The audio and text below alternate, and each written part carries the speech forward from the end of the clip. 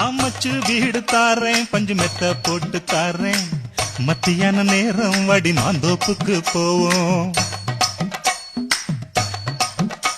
அடமச்சு வீடு வேணாவும் பஞ்சு மெத்தை வேணா, மல்லுக்கு நிக்கிற மாமாவும் சொல்லுக்கு மயங்க மாட்டேன்.